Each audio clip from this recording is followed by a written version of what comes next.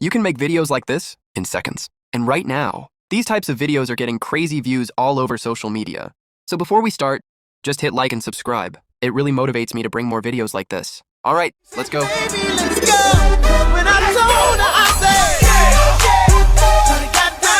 Now open CapCut. The link is in the description. Go to the search bar and type IsamiFX.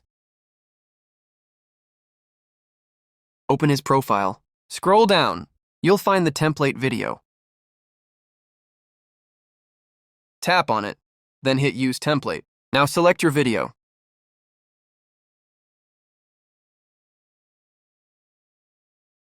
Trim the scenes the way you want.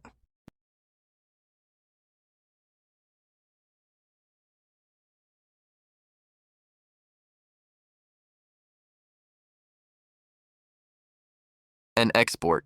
Done. Your video is ready. Now post it and enjoy the views.